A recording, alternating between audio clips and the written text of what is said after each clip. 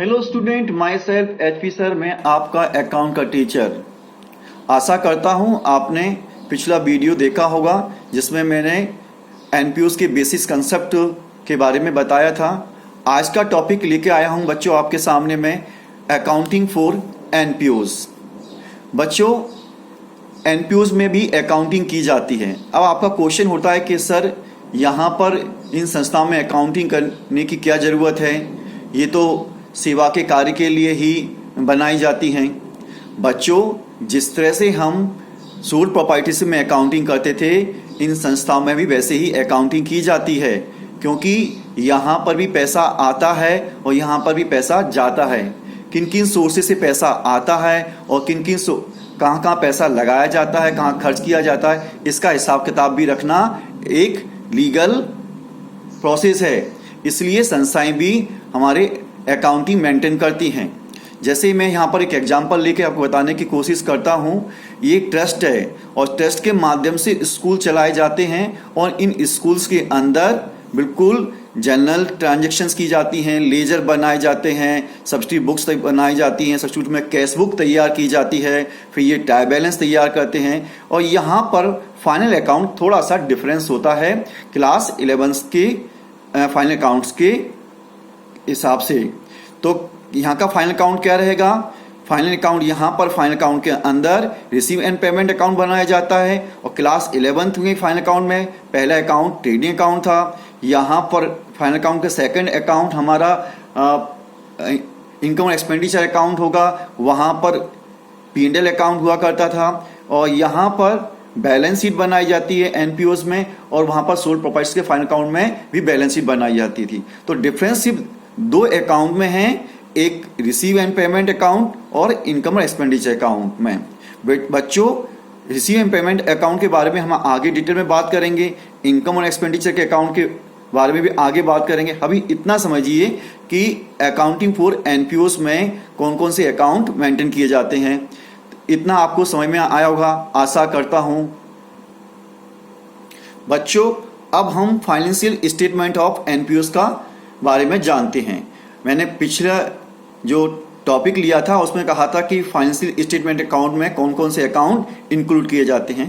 तो financial statement of एनपीओस, ये मैंने टॉपिक रखा है। इस टॉपिक को मैं अब डिटेल में बताना जा रहा हूं कि NPOs prepare following statement at the end of year.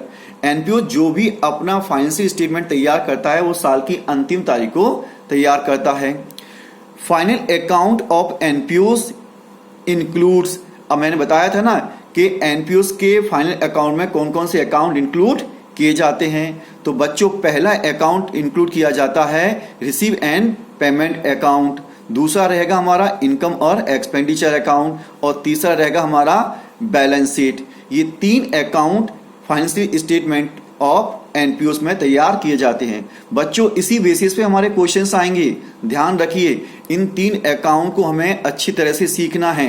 हमारा रिसीव और पेमेंट अकाउंट एक बेसिक कंसेप्ट है। अगर इसको समझ लिया आपने तो आगे इनकम और एक्सपेंडिचर अकाउंट और बैलेंस शीट बनाने में आपको कोई भी प्रॉब्लम नहीं आएगी।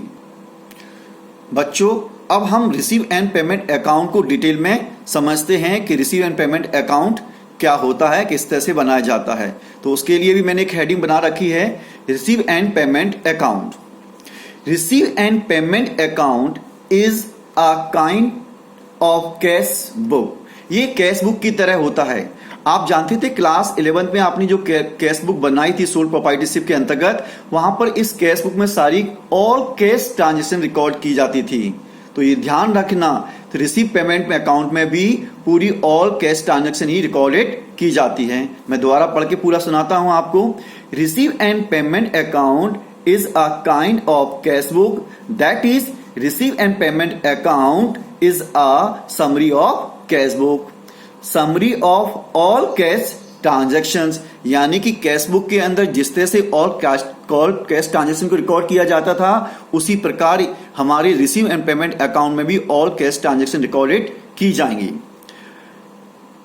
It started with opening balance of cash and bank and all receive and payment are shown on debit side. यानी कि जो भी ओपनिंग कैश होगी, ओपनिंग बैंक का बैलेंस होगा वो सारे बैलेंस आप रिसीव पेमेंट अकाउंट के डेबिट में शो करेंगे, यानी डेबिट साइड में लिखेंगे।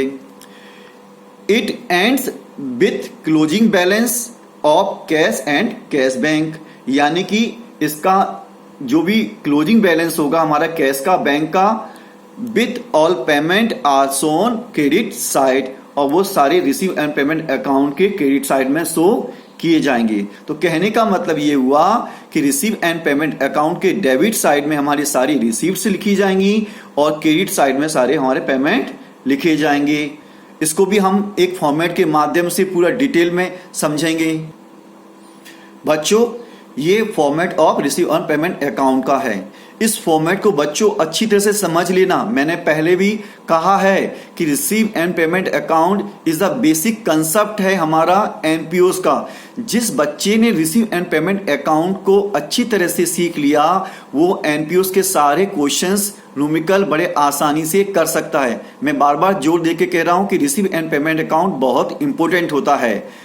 मैं जानता हूं कि receive and payment account exam में बना हुआ मिलेगा आपको, उसके हिसाब से आपको इनकम एंड एक्सपेंडिचर अकाउंट और बैलेंस शीट तैयार करनी है। यही गलती कर बैठते हैं बच्चे, क्योंकि रिसीव एंड पेमेंट अकाउंट पर ध्यान नहीं देते हैं। तो आइए चलिए हम रिसीव एंड पेमेंट अकाउंट को एक फॉर्मेट के माध्यम से समझने की कोशिश करते हैं। तो format of receive and payment account जो अपना टॉपिक रहेगा, ये रिसीव एंड पेमेंट अकाउंट तैयार किया है, ठीक है। ये डेबिट साइड है और ये हमारी क्रेडिट साइड है। ये भी साल की अंतिम तारीख को बनाया जाएगा। बच्चों, हम पहले रिसीव के बारे में बात करते हैं। रिसीव मैंने जैसा लिखा था, रिसीव में टू बैलेंस बीडी, कौन सा बैलेंस आएगा बेटा डेबिट साइड में? डेबिट साइड तो ओपनिंग बैलेंस आएगा, जैसे कैश का ओपनिंग बैलेंस, बैंक का ओपनिंग बैलेंस, फिक्स डिपॉजिट्स हमारे जितने भी होंगे वो सारे ओपनिंग बैलेंस आएंगे। इनका टोटल हम अमाउंट के कॉलम में लिख देंगे। अब यहां ध्यान देने वाली बात है जो मैं बहुत अच्छी तरह से आपको समझाऊंगा। All revenue and capital receive either related to previous year, current year और नेक्स्ट ईयर। इसका मतलब क्या हुआ बच्चों? रिसीव एंड पेमेंट अकाउंट में जितने भी हमारे रेवेन्यू नेचर के, कैपिटल नेचर के जितने भी आइटम होंगे, चाहे वो प्रीवियस ईयर के हो, चाहे करंट ईयर के हो, चाहे नेक्स्ट ईयर के हो, ऑल कैश ट्रांजेक्शंस को यहाँ की रिसीव में अगर रिसीव कर रहे हैं हम तो रिसीव के डेबिट साइड में शो की जाएंगी। मैं फिर दोबारा से बढ़ के सुना रहा हूं। All revenue and capital received, जितनी भी हमारी रेवेन्यू और कैपिटल रिसीव होंगी आइदर रिलेटेड टू, मतलब प्रीवियस ईयर की हो, चाहे करंट ईयर की हो, चाहे नेक्स्ट ईयर की हो, सारी हमारी रिसीव्स हमारे रिसीव पेमेंट अकाउंट के डेबिट में आएंगी। और दोनों नेचर की, चाहे वो रेवेन्यू नेचर का हो चाहे वो कैपिटल नेचर का हो। बात समझ में आई बच्चों? इसीलिए मैं बात कर रहा हूं कि हमारे यहां पर मैंने लिख दिया है रेवेन्यू और कैपिटल नेचर की सारे आइटम जो भी रिसीव किए जाएंगे वो रिसीव पेमेंट अकाउंट के डेबिट साइड में शो किए जाएंगे। बच्चों, आपको यहां थोड़ा सा तकलीफ हो रही होगी कि सर रेवेन्यू और कैपिटल नेचर क्या होते हैं। हम उसके बारे में बच्चों आगे डिटेल में पढ़ेंगे। अभी सिर्फ इतना समझिए कि रिसीव एंड पेमेंट अकाउंट के डेबिट में all revenue and capital receive either related to previous year, current year और नेक्स्ट ईयर की सारी रिसीव्स होंगी वो रिसीव अकाउंट के डेबिट में आएंगी। अब बात करते हैं पेमेंट साइड की बच्चों। All revenue and capital payment either related to previous year, current year और नेक्स्ट ईयर। जिस प्रकार रिसीव में हमने रेवेन्यू और कैपिटल नेचर रिसीव, उसी प्रकार पेमेंट भी सारे, चाहे वो रेवेन्यू नेचर के हो चाहे कैपिटल नेचर के हो, सारे हमारे पेमेंट चाहे वो प्रीवियस ईयर का हो, करंट ईयर का हो, नेक्स्ट ईयर को, वो सारे पेमेंट रिसीव पेमेंट अकाउंट के क्रेडिट साइड में शो किए जाएंगे। फिर हम यहाँ पर लिखा है by balance CD. By balance CD यानी क्लोजिंग बैलेंस, जैसे मैंने ऊपर समझा दिया था, आपको बताया था कि it ends with closing balance. Closing balance of cash and cash bank with all payment are shown credit side. जो बात मैंने पहले आपको बोल रखी थी उसी प्रकार यहाँ लिखा है बाय बैलेंस सीडी, कैश का, बैंक का और फिक्स डिपॉजिट का, इनका टोटल बाहर आ जाएगा और हमारा ये बैलेंस निकल के आ जाएगा। यदि बना हुआ दिया हुआ तो ठीक है, नहीं तो हम बैलेंस निकाल लेते हैं। आई होप, मैं आशा करता हूं कि आपको रिसीव एंड पेमेंट अकाउंट का आपको फॉर्मेट समझ में आया होगा। बच्चों अब आगे हम आपको समझाने जा रहे हैं रेवेन्यू आइटम और कैपिटल आइटम के बारे में, जिससे कि आपको कंफ्यूज ना हो कि कौन कौन से रेवेन्यू आइटम होते हैं, कौन कौन से हमारे कैपिटल आइटम होते हैं। चलिए बच्चों, पहले हम रिसीप्ट्स के बारे में जानते हैं। रिसीव पेमेंट अकाउंट के पहले रिसीप्ट साइड को समझते हैं, जो डेबिट साइड पे होती है हमारी। इन रिसीप्ट्स को मैंने दो भागों में बांट रखा है यहाँ पर, रेवेन्यू रिसीप्ट्स और कैपिटल रिसीप्ट्स। रेवेन्यू रिसीप्ट को पहले समझते हैं, जैसे rent, fees, donation, general purpose के लिए, sales of newspaper, interest and dividend और सब्सक्रिप्शन। इन आइटम के माध्यम से हमारे यहाँ एनपीओज में पैसा रेवेन्यू नेचर का रिसीव किया जाता है। कैपिटल नेचर का भी पैसा रिसीव किया जाता है, किनके से, जैसे legacies, entry fees, life member fees. इसको हम sales of fix assets, that is building, plant, endowment fund, donation, specified purpose के लिए। बच्चों ये हमारे कैपिटल नेचर की रिसीव्स होती हैं, जो रिसीव पेमेंट अकाउंट के डेट में आती हैं। बच्चों अब आता है क्वेश्चन यहाँ पर कि आपने कुछ नए वर्ड सुने, जैसे डोनेशन सुना आपने, लेगेसी सुना आपने इंडोमेंट फंड सुना, डोनेशन सुना, सब्सक्रिप्शन सुना। बच्चों इनके बारे में मैं आगे वाले वीडियो में डिटेल में समझाऊंगा। अभी सिर्फ आप इतने समझ लीजिए कि हमारी जो रिसीव्स होती हैं वो रेवेन्यू रिसीव कौन सी होती हैं और कैपिटल रिसीव कौन सी होती हैं। इतना आपको समझ में आया होगा, आशा करता हूं।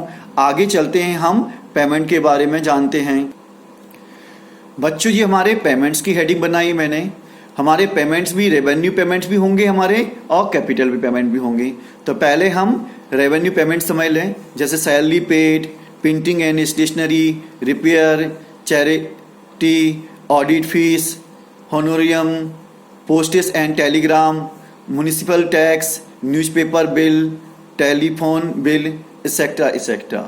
कैपिटल पेमेंट्स बच्चों हमारे books, building, sports material, purchase of land, investment, furniture, purchase of car for NPOs purpose के लिए। बच्चों मैंने यहाँ क्यों लिखा है ऐसा, फॉर एनपीओस पर्पस के लिए। एनपीओ मतलब जो भी कार खरीदी गई होगी एनपीओस में, यानी कि संस्थाओं में, वो सेवा की कार के लिए खरीदी गई होगी, तो ये कार इसीलिए मैंने लिखा है फॉर एनपीओस पर्पस के लिए। टेबल, चेयर और एक्सेट्रा। मैं आशा करता हूं कि आप लोगों को अब रिसीव एंड पेमेंट अकाउंट को भी डिटेल से समझ में आ गया होगा। नमस्कार, जय हिंद।